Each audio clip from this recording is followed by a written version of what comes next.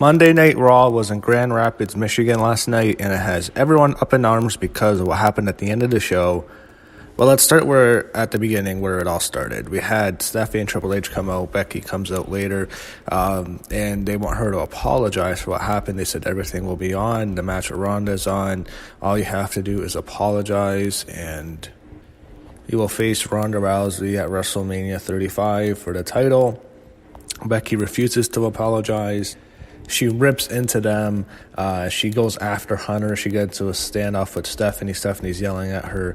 They keep trying to get her to apologize. She won't, and then they tell her basically you have to apologize, and you have time to make up your mind whether or not you're going to apologize. As Becky's in the ring, Sasha Banks' music hits. I think, oh, this is interesting. Sasha, Becky. No, it's just Bayley comes out, and Sasha and Bayley look like complete geeks next to Becky. Becky's a badass, and Sasha and Bayley are like little girls. I can't stand their gimmick. I think Bayley's just ruining Sasha Banks. That's the truth. So, next you have the match. You have a triple threat tag team match. The winner of this match enters... I believe how it's going to work is the loser has to enter first and the winners enter last. I'm not sure if the winners enter last, but definitely we know who starts. So Sasha Banks and Bayley against Nia Jax and Tamina against Liv Morgan and Sarah Logan. So it starts off with Sasha Banks. Starts off with Nia Jax and Sasha. They have a standoff and Sasha slaps her, but then later Sasha's injured, and I think Ruby Riot's the one who injured her, so Sasha leaves, and then it just leaves Bayley, and it's basically Bayley against Liv Morgan and Sarah Logan, and then against Nia and Tamina, so Bayley's by herself, and it ends with Nia Jax pinning Tamina. You have Nia get the win. Of course they do. They have to always push that bitch, but Nia wins, and I guess Bayley and Sasha start the match. I don't know if they're teasing something with Bayley and Sasha that they're going to split up, but it could happen. You never know. And if they do split up and they're not going for the tag titles, can you please let them have the WrestleMania match? I think it's better to get Sasha Banks away from Bayley. She makes her look like a little girl. She's just uncool. I don't know. You have Elias in the ring. It's like, Elias, there's just nothing for this guy, man. Nothing's working out. It's funny. As soon as they show Elias in the ring, they go to when they return, they go to backstage. They show Finn Balor and Becky Lynch. Finn tells Becky not to let her pride get in the way. You need to wait at the right time, and tells her to apologize. And then finally have Becky comment on Finn Balor's abs, which is kind of funny. So two Irish wrestlers, I guess that's the connection there. It just sucks because I've been to live events before. They'll sometimes send someone out for the ring, and they'll do a whole bunch of commercials and do a backstage thing. That's why poor Elias has to sit in the ring for 20 minutes. They go back to Elias, and it's just horrible. He's feuding with the Lucha House Party. Lucha House Party is fucking garbage. They should all be released. Kalisto sucks. Kalisto's, well, without question, the worst talker maybe in the history of wrestling. I've never seen anyone with worse mic skills, especially when I heard him on commentary. I wish Kalisto would be fired. If there's one of the first guys I'd get released, it's him. He's useless. He's nothing. He sucks. You have Rey Mysterio Jr. back. You have a top Latin star. That's the only reason they were pushing Kalisto at first. Kalisto is fucking horrible. He should be released. And the rest of Lucha House Party should all be released. I can't stand them. Fucking waste of Elias putting him out with these fucking losers. They show Mandy Rose and Sonya Deville on Titantron. I don't know why they're showing them on the Titantron. It's like, out of all the teams, they have to show a SmackDown team. It's obvious they're going to get a push. They could win, because if Bayley and Sasha might split up, the way they're teasing it, they could split them up and not have them win. I don't think they're going to put it on Nia Jax and Tamina, because I think they're going to push Nia Jax more as a single star. I think they're going to have her feud with someone more prominent on the main roster. I don't think Nia Jax is going to be pushed as a tag team with Tamina, no. I think they're the favorites. I think they might split up Bayley and Sasha, so they could win this match. You have Drew McIntyre and Finn Balor. It ends with just disaster. You have Strowman come and go. He makes a save, and it ends with Kurt Angle and Strowman. And you have Drew McIntyre, Baron Corbin, and Bobby Lashley against Balor, Angle, and Strowman in a six-man tag. Babyfaces win. It's like they're trying to kill time. This is the road to WrestleMania, but it's like we're not. Like, we still have 2 pay-per-views to build. Still have Elimination Chamber, still Fastlane. It's like, WrestleMania is still 8 weeks. 8 weeks is a long time, but it's 2 months. 2 months, though. We still have a long time to go. We're only in February. they're still, they're only doing the main programs right now, the big ones with the woman, and then Lesnar and Rollins are not really building up anything else. That's the problem they have right now. They're not building up any of the more of the mid-card matches, so still have to wait a bit. They show a video package on Kevin Owens. He's returning to Raw. We don't know when, but he says he's been recovering from his knee surgery. He says he's been spending time with his family and then paying attention to Raw. He says it's tough to watch because they're doing what he does best. He says he's coming back in about a month, and he's back. So he says, I don't know when he's coming back. The way they built this up, I almost feel like they're going to turn a babyface. I don't know how people feel about that way. Some people might not like that. I think he's going babyface. The way they've been building that video package up, it looks like Kevin Owens is going to return as a face. Some people prefer him as a heel. He's definitely a great heel. He's a natural heel, but I think he's coming back as a babyface. They didn't have anything with Sami Zayn. I don't know if they're going to return as a tag team. I guess I'd rather see them split up. I don't want to see them. They've always been attached to each other since they've come into the company together. It's like they've always been around each other, whether they're feuding or a tag team. But I think keep Kevin away from Sami. Let's see what Kevin can do as a babyface. Why not? They show Becky Lynch in the back. So this is the third segment with her. She's talking about what will happen if she does not apologize, and the match is off. And she's interviewed by Charlie Caruso, and Charlie was asking her all the questions, and then she yells at poor Charlie. Why are you yelling at Charlie? So this next thing is going to piss a lot of people off. You had Nikki Cross come out, and she's facing Ruby Riott. So it looks like this is a horrible match to book because Nikki Cross just debuted. You don't want to beat Nikki Cross. You can't beat Ruby Riott because she's going to face Ronda Rousey on Sunday.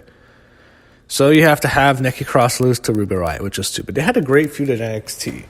Even though in NXT they weren't necessarily big stars, they had a cool feud, and they were all feuding with Asuka. Like the three of them had a really good triple threat match a couple years ago, actually. But in terms of the main roster, it's too early to beat Nikki Cross, but they beat her. I mean, you're not going to ever go undefeated, but it was a heel victory, or actually technically it was pretty clean. It's a clean victory. They had to have Ruby Riott win. Now you can't have her beat Dana Brooke, Alicia Fox, someone like that who's not in the chamber. You have woman. Why do you have to sack Mickie James? Mickie James would be perfect. That's who you beat here. Mickie James is a veteran. People like her. That's who you beat here. You don't fucking beat Nikki Cross right now. That's so stupid. It's fucking company. So you had Paul Heyman in the back. Rollins makes its way to the ring. It's Rollins and Heyman. I don't know when we're going to have to see Brock Lesnar. I'm so sick of Paul Heyman promos. They're so boring. It's the same shit every single time. Every time at Paul Heyman, it's the same old shit. I'm so sick of his promos. I'm so sick of Heyman. I'm so sick of Lesnar. I'm not too high on this program. It's a lot of talking here. It's similar, it's what Rollins saying. He's going to sacrifice everything. It's better than the Reigns build up from last year because the people do like Rollins, unlike they didn't like Reigns last year when they built that up. But you won't have that disaster like you saw last year. But it's the same stuff. The formula, the wording, the build-up, it's the exact same thing. Seth Rollins is Roman Reigns, even though he's cheered, and Brock Lesnar's in the same role he was last year. It's like the exact same shit. Really is. You have Dean Ambrose come out to the ring. He's talking about... He tells Seth Rollins to slay the beast. I don't know. Are they going to turn him face now? I don't know what they're doing. It looks like the Dean Ambrose Nia Jax stuff is off. Thank God. Thank you, God. They show Peyton Royce and Billie Kay, and they're talking about how they're going to attack. So they're just going to show everyone from SmackDown to promote the match. So they have to make Ambrose stay in the ring like a geek, and he faces EC3, and they have him beat EC3 quickly with a small package. And I know. I mean, it's one of those things. You're not going to have everyone come in like Asuka and give them a big undefeated streak, but I don't like how they just beat people. Too early to beat EC3. And if you're going to have EC3, he's one of the best promos in the company, and you're not going to have him talk. This fucking company. He's a great promo. Let the guy talk. So we go backstage, and we see Becky Lynch interact with Alexa Bliss. And they had a few interactions on Twitter, which Becky savaged Alexa. She probably made Alexa cry. She really went into her. I don't know if they even like each other, because I don't think Becky follows her on any social media. But Alexa tells Becky not to do it. She says if you show weakness, you apologize, you show weakness, and you aren't weak, you're the man. And she's trying to screw Becky in. And Becky says if she doesn't apologize, it frees up her space for the title match. And Alexa obviously wants her match. And then Alexa says she would never. And Becky says there's not a true bone in her body. Alexa tells Becky and tells her to go be out there, and she will be the girl who sold out her pride. Becky says if she goes out there, she will be selling out WrestleMania. So they had a cool interaction. They had a feud a few years ago. It was okay, but never really got a great feud. Next, we have a big noteworthy thing. We have new tag team champions. The Revival won the titles. They beat Bobby Roode and Chad Gable. Should have beat them a long time ago. They were never a good team. Revival wins. I don't know what this does for their future with the company. I don't know if they're going to stay or they're going to leave for sure. But it is a cool moment. The Revival are your new Raw Tag Team Champions. They beat Bobby Roode and Chad Gable. Cool match. Happy to see it. We'll see what happens next. We'll see what they do with them. There'll probably be a team that'll just be wrestling on the pre-show, but hey, they're the champs. They have Becky Lynch come out, and she deciding if she's going to apologize. Triple H come out, and Stephanie says they've had let cooler heads prevail.